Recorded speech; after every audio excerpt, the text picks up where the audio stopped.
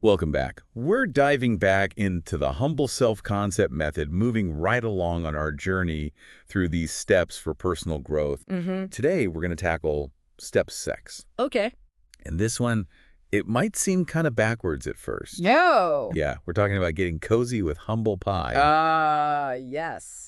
Not usually our favorite, right? You're right. It is about that discomfort. That Right. feeling of guilt, shame, embarrassment that we Wow. usually try to avoid at all costs. Like the plague. Yeah. So most of us were kind of wired to run from those feelings. Right. Yeah. But step 6 of the humble self-concept method, it suggests that maybe, just maybe, leaning into discomfort could actually be the key to making better decisions.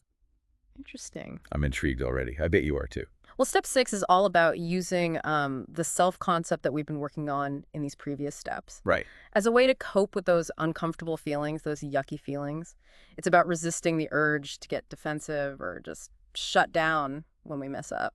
So instead of just beating ourselves up or trying to sweep things under the rug, we actually just sit with the yucky feelings. Right. What's the logic behind that? Well, think of it this way. Those self-correcting pains, as the humble self-concept method calls them, they're often like signals that something is off. Okay. Maybe we acted out of alignment with our values, or maybe we made a mistake that needs addressing. Oh, okay. So these uncomfortable feelings, they're like a built-in alarm system trying to get our attention. Precisely. They're trying to tell us we need to course correct. But here's the thing. Yeah. If we're constantly running away from these feelings, we never get to hear the message. Oh, that makes sense. It's like we're hitting the snooze button on our internal guidance system. Exactly.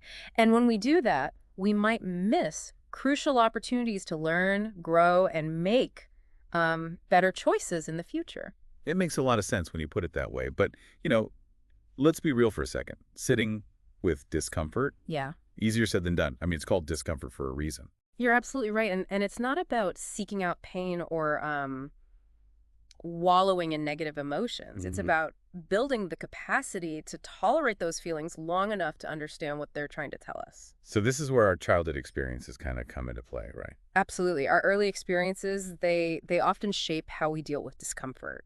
Think Right. about it. Like as kids, we didn't always have the tools to process those self-correcting pains in a healthy way. Especially if those feelings were used against us. Yeah. I'm thinking about, situations where kids are publicly shamed for mistakes or made to feel unworthy for having certain emotions. Exactly. And without proper guidance, those experiences can teach us that these feelings are dangerous, something to be avoided at all costs. That we develop all sorts of coping mechanisms. Mm. Denial, blame shifting, pretending everything's fine, just to avoid feeling that pain. Right. Yeah. And while those strategies might have helped us survive childhood, they can become, real obstacles to growth and healthy decision-making as adults. It's like we're still operating on that childhood programming, even though we have more resources and understanding now. Yeah, that's a great way to put it. And that's why Step Students is so crucial. It's about unlearning those old patterns Right. and developing a new relationship with discomfort.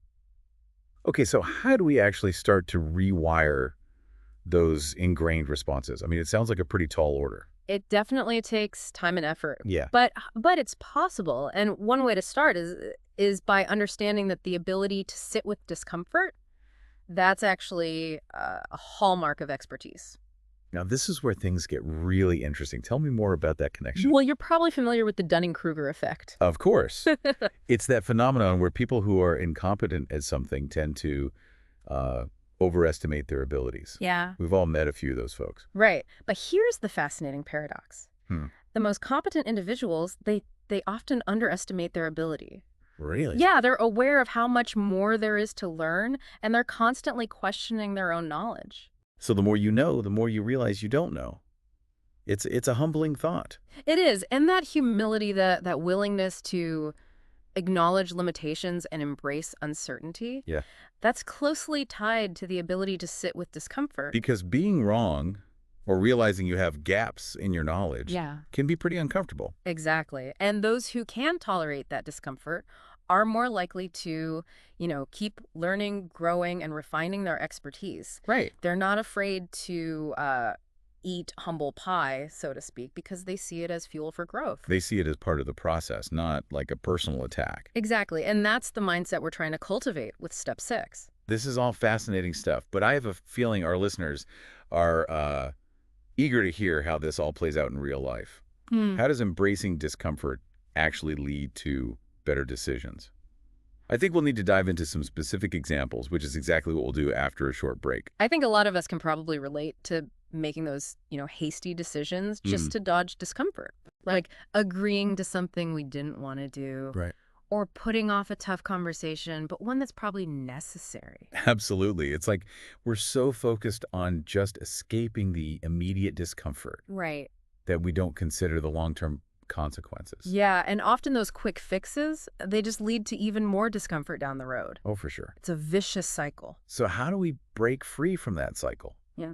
How do we start making decisions from a place of like clarity and intention, even when it's tough? Well, it starts with changing our relationship with those self-correcting pains. Okay. Imagine them not as threats, but as messengers carrying valuable information. So instead of slamming the door in their faces, we invite them in for a cup of tea and a chat. Exactly. We get curious about what they're trying to tell us. Maybe that twinge of guilt. Yeah. It's signaling that we've strayed from our values.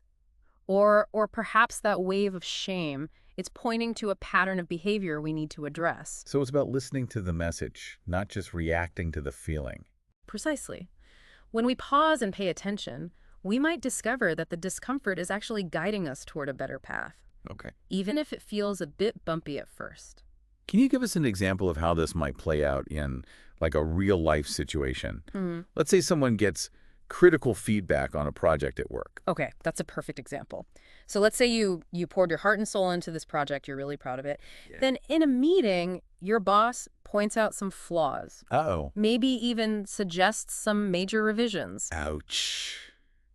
I can feel the sting of that feedback already. Most of us would probably get defensive or just explain away the issues. Yeah, that's that avoidance instinct kicking in, and it's understandable. For sure. But what if instead of shutting down, you took a deep breath and allowed yourself to just feel that discomfort? What would that even look like? It might mean acknowledging the validity of the feedback, even if it hurts. Right. It might mean asking clarifying questions to fully understand the concerns. It might even mean admitting that that you made some mistakes. But wouldn't that be like incredibly awkward and uncomfortable? It might feel that way initially. Yeah. But here's the thing.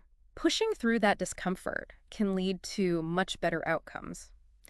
By listening to the feedback and taking it on board, you open yourself up to learning and improving. Okay. You might even discover a new approach you hadn't considered before. So by embracing the discomfort of being wrong, we actually increase our chances of getting it right in the future. Exactly. And that applies to, so many areas of life, not just work. Think about relationships. Okay. It can be really uncomfortable to admit when we've hurt someone or to have a difficult conversation about a conflict. Oh, definitely. Those are the conversations we usually avoid, like the plague. Right. But when we face that discomfort head on, when we're willing to be vulnerable and accountable, we create the possibility for deeper connection and understanding. It's like we're saying, hey, this is uncomfortable, but I'm willing to go there because this relationship is important to me. Exactly. And that willingness to embrace discomfort, that can be transformative, not just for our relationships, but for our own personal growth as well. Okay, so we've talked about the why of embracing discomfort, but what about the how? What are some like practical strategies listeners can use to start putting step 6 into action? Well, that's a great question. I think the first step is simply becoming aware of those avoidance patterns. Okay. Notice when those feelings of discomfort arise. Yeah. Pay attention to how you typically respond. So catching ourselves in the act of like running away. Exactly. Once you start to see those patterns, you can begin to gently challenge them. Ask yourself, what am I afraid of? What's the worst that could happen if I lean into this discomfort instead of running away? And off of the worst case scenario, it isn't really that bad, is it? Right. We tend to catastrophize and imagine all sorts of terrible outcomes. Yeah. But reality rarely lives up to those fears. And even if it is uncomfortable, we're much more resilient than we give ourselves credit for. So it's about building that trust in ourselves. Yeah. That Yeah. we can handle the heat and come out stronger on the other side. Absolutely. And the more we practice this, the easier it becomes. Okay. We start to see discomfort not as something to be feared, Yeah. but as a signal that we're stretching ourselves, that we're pushing beyond our comfort zones and expanding our capacity for experience. This has been incredibly insightful, but I'm curious to know, if we can reframe discomfort as a signal for growth, how might that change our approach to decision-making and self-improvement? That's a fantastic question, and I think the implications are huge. By shifting our perspective from avoiding discomfort to embracing it, we're more likely to, well, for one thing, we'll be less afraid to take calculated risks. Because we know we can handle the potential discomfort of failure. Exactly.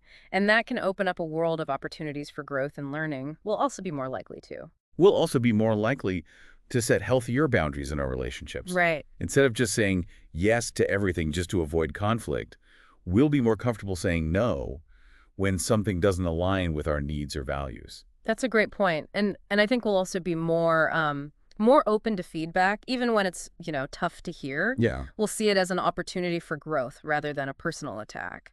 It's amazing to think how much our lives could change just by shifting our perspective on discomfort. Yeah, it really is. And the ripple effects, they go beyond our individual lives. Right. Imagine a world where people are more comfortable with difficult conversations. Yes. More willing to acknowledge their mistakes and more open to learning from different perspectives. That sounds like a world I want to live in. Me too. Hmm. And it all starts with each of us cultivating that capacity to eat humble pie, to embrace discomfort as a catalyst for growth. So what's the one key takeaway you want our listeners to walk away with today? Discomfort is not the enemy. Okay. It's a guide, a teacher, a signpost pointing us toward a more authentic and fulfilling life. The more we learn to listen to its whispers, the more we unlock our potential for growth and transformation. That's such a powerful message. And remember, listeners, this is just one step in the Humble Self-Concept Method. There's so much more to explore. Right. We encourage you to dive deeper into Step 6. Experiment with these ideas in your own life and see what unfolds. And be sure to join us next time as we wrap up our exploration of the Humble Self-Concept Method with the final step. We'll delve into how our individual growth can create positive ripples in our relationships and the world around us. Until then, keep embracing that humble pie. And remember, discomfort is just growth in disguise.